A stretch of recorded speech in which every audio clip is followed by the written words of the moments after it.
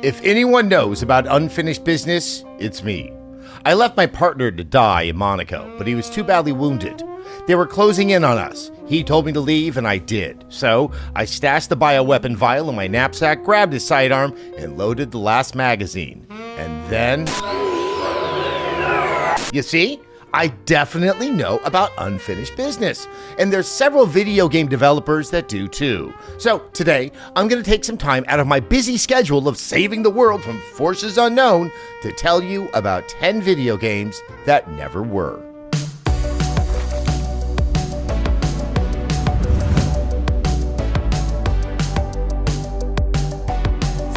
Starting off, we have Agent. Originally announced for the PlayStation 3, Agent was an action game being developed by Rockstar North that was announced in the summer of 2009. A press release from Rockstar North said that the game was going to be set with the backdrop of the Cold War in the late 70s. It was supposed to concentrate on counterintelligence, espionage, and political assassinations. And if you remember my story from earlier, I know that all too well. So, it sounds like it was going to be Rockstar's version of a fictional historical Hitman series. Sign me up. One of Rockstar's founders, Sam Houser, expected that it could reach the same level of success as the Grand Theft Auto series. But as their intended release date in 2010 approached, the game's future looked less and less likely. Little to no news of the game came out after all that initial announcement in 2009, though it was briefly mentioned in a few interviews in 2011 and 2013. The trademark for the title was renewed in both 2013 and 2016, but as of 2018, the U.S. Patent and Trademark Office says that the trademark had been abandoned and the game's URL redirects to the Rockstar website, where it is no longer listed on their games page. Such a shame. An Agent cut loose in the wild. Who knows if Agent would have been a success on the same level as GTA, but it would have been nice to see Rockstar get that chance. Besides, I assume Rockstar would give me a chance to use my raw animal magnetism to woo government secrets out of unsuspecting marks, just like the good old days. Next, we have THQ's The Avengers. Intended to be released in conjunction with the MCU's adventures, THQ have been working on a first-person Avengers game based off the classic Secret Invasion storyline from 2008. In fact, the original writer of that storyline, Brian Michael Bendis, was brought in to write the script for the game. A lot of work was done on it, even resulting in some mostly finished gameplay footage that was found just a few years ago. So, what happened to THQ's The Avengers? A better question would be, what happened to THQ? Because it was ultimately the company's closure that killed the game in 2011. Though after it was canceled, THQ was stripped for parts like an old Cutlass Supreme, and their properties were sold off, with Ubisoft borrowing some elements from the Avengers to use in their game Marvel Avengers Battle for Earth, which was the Iron Man 3 of superhero games. So it was, fine, I guess? Moving on. We have another game with a superhero movie tie-in. It's EA's Batman: The Dark Knight. Intended to release with Christopher Nolan's film of the same title, developer Pandemic Studios started to work on the game in 2006 before principal photography even began on the movie. Pandemic was responsible for games like Star Wars Battlefront and Destroy All Humans. Originally, Pandemic had planned on it being a linear game, but opted for open world, believing it to be more in the spirit of Nolan's vision for the film. This would have made The Dark Knight the first ever open-world Batman game, and would have even included the film's cast reprising their roles in the game. So, there's no telling how long Heath Ledger would have locked himself in a motel room to get ready to record dialogue. So, what the hell happened? The game sounds pretty awesome, right? Well, like a lot of our problems in the present day, Pandemic is to blame, but a different kind. Pandemic Studios originally started to build the game on a PlayStation 2 because they weren't sure which game engine they were going to use. So, later, after they had made a new one from scratch and transferred the assets to it, the game's frame rate dropped to as low as 5 frames per second, which is less than a kid's viewfinder, but way more than Cyberpunk's first release. Unable to make the deadline of the film's release date, the game was pushed a little longer, but ultimately Pandemic was unable to make the game playable. Strange that a developer would just straight up cancel a busted game instead of slapping a $60 price tag on it and telling people that patches are on the way. Oh, and another little fun fact about EA's Dark Knight, the game was supposed to be kept a complete secret until Gary Oldman let the cat out of the bag in an interview with G4. Next on the list, Fable Legends. In August of 2013, Lionhead Studios announced their latest entry in the Fable franchise with Fable Legends, which was unlike anything Lionhead attempted at the time. The game was set to be focused on 4 primary heroes and a villain, all of which were not only playable characters, but could be co-op multiplayer or single player. Each hero has their own abilities and style of gameplay, and the villain was able to make things difficult for the heroes with an army of creatures at their disposal. The creatures I would use? Ducks. You ever fed ducks at a park? Those sons of bitches are angry even when they're getting free Wonder Bread. But if you've caught on to the theme yet in this video, and why haven't you, it's right there in the title, things went wrong for Lionhead in the form of a studio closure. Fable Legends was set to be one of the most expensive games ever made and even included a closed multiplayer beta, but the self-admitted mishandling of the studio by Microsoft caused them to close down Lionhead in April of 2016. Let's hope for Activision's sake that they've learned some lessons, like don't put all your eggs in one Connect basket. Announced in December 2011 on the cover of Game Informer magazine, Tom Clancy's Rainbow Six Patriots is next on our list of dead games. The concept of this game was pretty cool, though it hits a tad close to home now. Rainbow gets called to New York City to take out a terrorist threat called the True Patriots. As far as I know, the game's main antagonist was not dressed like a frat boy furry at a rave, but Rainbow's new team leader has questionable ethics, while the leader of the True Patriots is getting revenge on Wall Street suits that stole money in the 2008 housing crisis. So, a really interesting concept, and if you find the announcement trailer online, it looks like a really cool single-player game. So again, I ask, what the hell happened? Well, a few things got in the way. First off, the death of Tom Clancy himself gave Ubisoft pause because they weren't sure about putting Clancy's name on the game, as it would possibly be the last with it. Ultimately, they decided keeping it on future titles, honoring him and his legacy.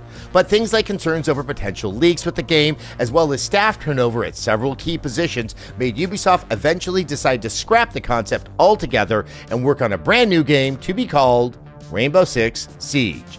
So that's one cancellation that seemed to work out, though it'd be nice for them to revisit the tactical single-player aspect of Rainbow Six, if you ask me.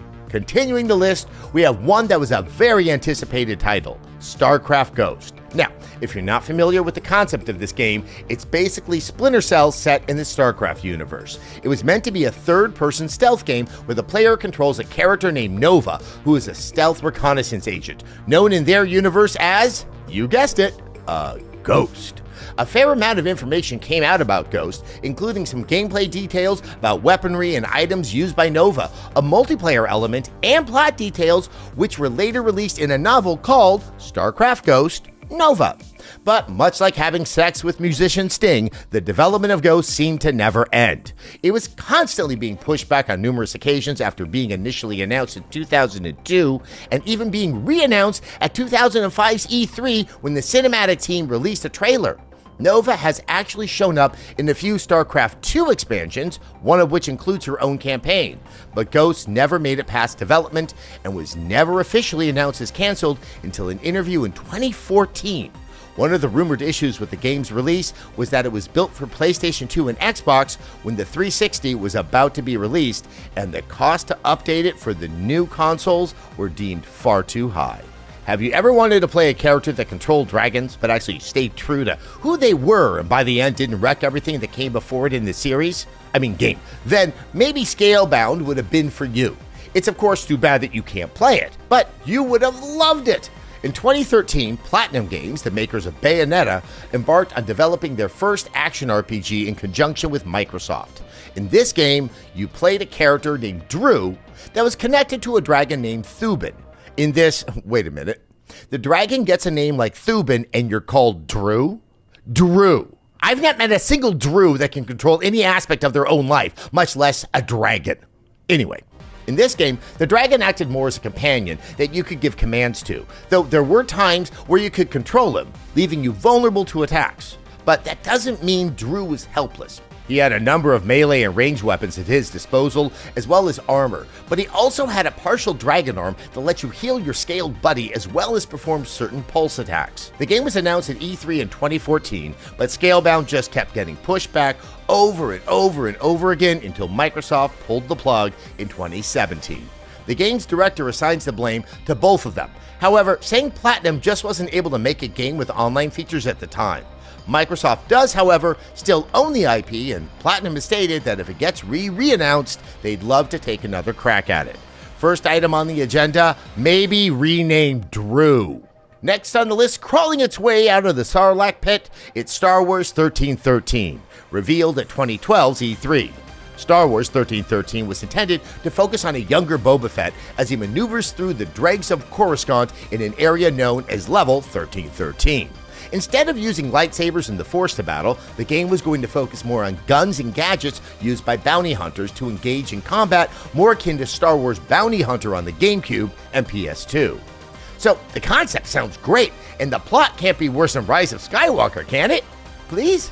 So why was this game forever encased in carbonite?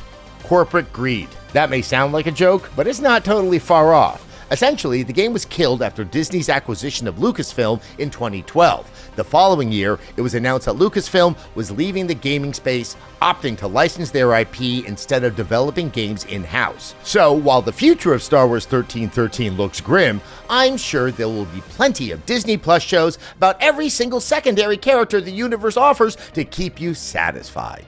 Nearing the end of our list, we have one of the most unique games on the list. Why was it so unique? Because people actually got to play it. If you don't know what I'm talking about yet, let me give you the skinny on Silent Hills. On August 12, 2014, a game was listed on the PlayStation Store called PT.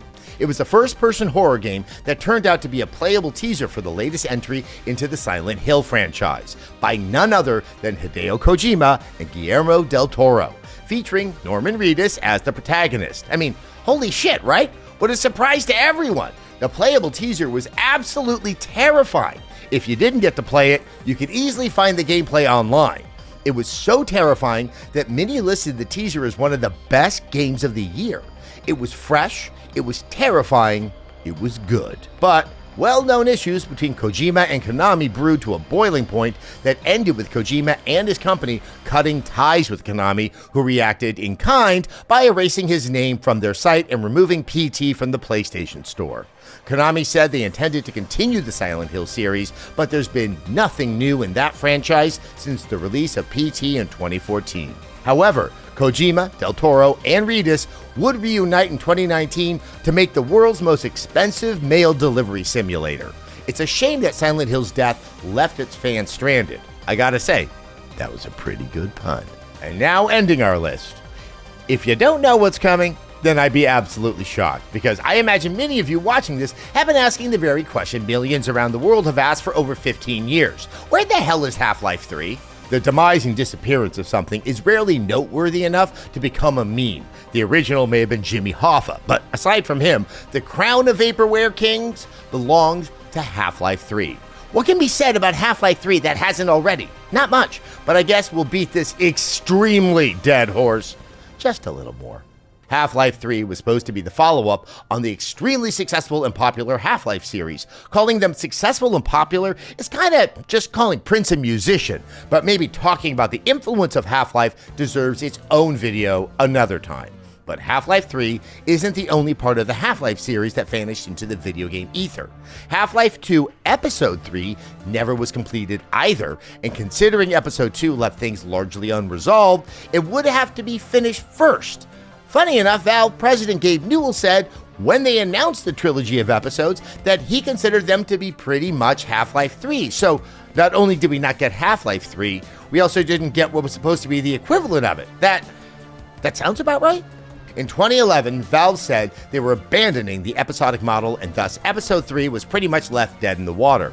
A few years later, in 2016, Half-Life writer Mark Laidlaw left the company, and the next year he published a short story on his website that appeared to be his vision for Episode 3.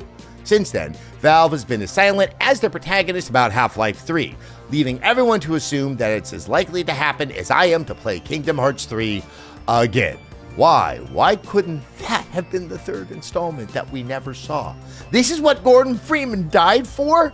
A middle school boy with a key for a don't. Just don't revisit it, Adam. Be a good person. Look, it has to be said, making video games is not easy. Hell, reviewing them isn't always easy either, but it's a lot more fun than the absolute slog some of these folks are forced to go through. It shouldn't need to be said, but they need to be treated better by all of us. Better work environments, better pay, better treatment in general. And we as the general gaming public need to be more understanding when it comes to delays in games. Sure, it's because we're passionate, but we could channel it in a healthier way that encourages these people rather than breaking them down. That said, please for the love of God, give us that Silent Hills game. Do whatever it takes. Do you hear me? Give it. I want it. Now. Thank you so much for watching. You got any other games you wish to come out? Let us know in the comments below. And if you want more X-Play, and I know you do, check out our other videos. Wondering what happened to the Crackdown series? There's a VOD for that. Want to see us review a game we didn't like? We've got that too. See you on the next one.